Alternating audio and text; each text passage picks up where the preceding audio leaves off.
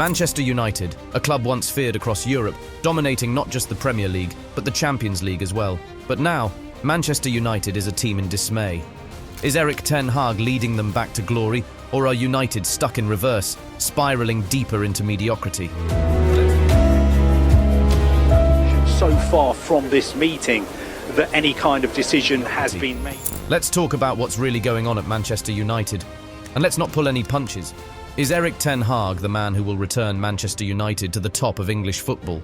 Or has the club made a huge mistake by sticking with him, even after their lowest ever Premier League finish?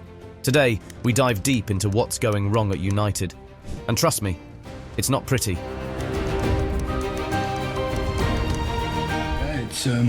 The confidence is that I have a good feeling with the people around. I have a good feeling from the meetings. We have a plan, and now it's about to get the plan done, to get it into process, to cooperate, to be consistent in our plan. And when we have good people around with the right connection of the right commitment, we will achieve the success we want to. When Erik Ten Hag took over as Manchester United manager, there was hope. A man with a proven track record at Ajax, known for his tactical discipline and his ability to nurture young talent. Fans were optimistic, believing he could finally give this team the direction they desperately needed after years of instability. And Manchester United's first genuine threat. But here we are, over a year into the Ten Hag project, and you can't help but ask, are Manchester United going backwards? Because frankly, right now, it looks like they're stuck in reverse. Last season, United finished in their lowest ever Premier League position. Yes, they won the FA Cup against fierce rivals Manchester City, but does that really mask the fact that they were well off the pace in the league? And with their start to this season, it's only gotten worse. Did United make the right decision in keeping Ten Hag, or was it just another knee-jerk reaction to temporary success? Diogo Jota and Manchester United. And it's the former Liverpool striker Dominic Solanke. Now, let's get to the heart of the issue. Ten Hag's tactics, do they actually work, or are they just confusing the team? On paper, Ten Hag's system is meant to be disciplined, pressing football, high tempo, structured and with fluidity between the lines. Sounds great, right? Well, in reality, United often look like they don't know what they're doing. Confused pressing, lack of cohesion, and players seemingly out of sync with each other. We've seen United concede sloppy goals from positions they should have controlled. How often have we heard pundits ask, what exactly is their game plan?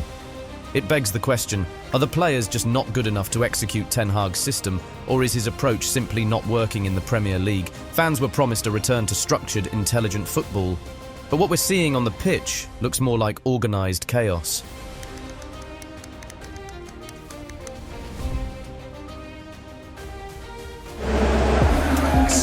Appearing in the stadium. Let's talk about the big shift behind the scenes at Manchester United, the change in ownership. For years, the Glazers were the focus of fan frustration, accused of draining the club for profit while neglecting the sporting side. But now, there's a new era on the horizon. New stakeholders and new board members.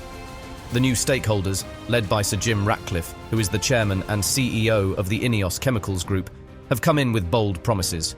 A return to glory, proper investment in the team, and perhaps most notably, plans to rebuild Old Trafford, or even build an entirely new stadium.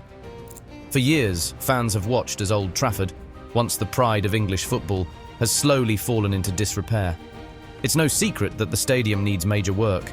The Glazers never prioritised investing in the club's infrastructure, and now Manchester United face a choice. The new owners and board members have floated the idea of constructing a brand new, state-of-the-art stadium to replace Old Trafford altogether. But is that what's best for the club? Building a new stadium would undoubtedly cost billions, and while it could modernise the club, many fans are concerned about losing the history and tradition that Old Trafford embodies. Is a shiny new arena really worth sacrificing the theatre of dreams?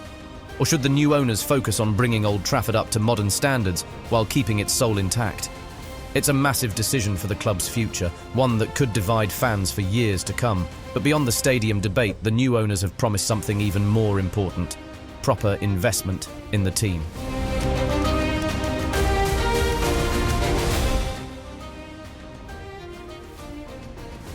The club has spent a staggering amount of money in the past few years. We're talking hundreds of millions of pounds on players who were supposed to take them back to the top of European football. But let's be real, how many of these signings have actually lived up to their price tags? Jadon Sancho, a player who tore up the Bundesliga, has struggled to make an impact at United and is now on loan at Chelsea. Harry Maguire, once the most expensive defender in the world, has been more of a meme creator than a leader.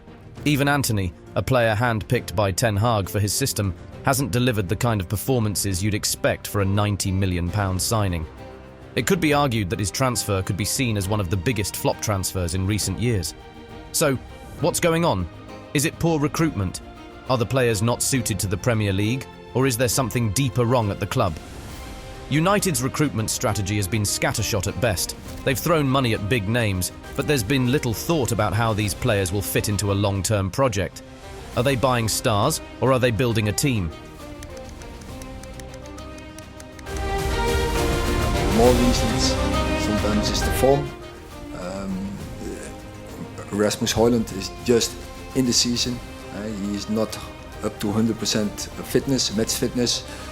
And he is our goal scorer. I would say our best goal scorer. So, what now? Can Erik Ten Hag really turn this ship around? Or is it time for Manchester United to admit that they've made another managerial mistake? Some believe that Ten Hag just needs more time, that he's dealing with a broken squad and a club in turmoil.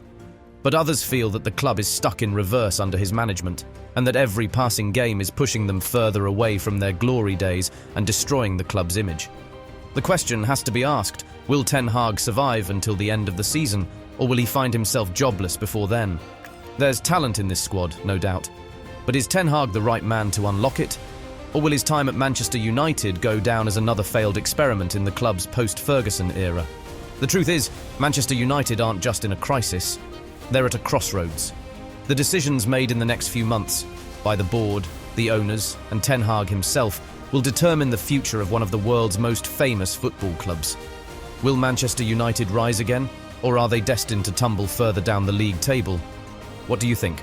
Should Erik Ten Hag stay, or is it time for Manchester United to move on? Let us know in the comments.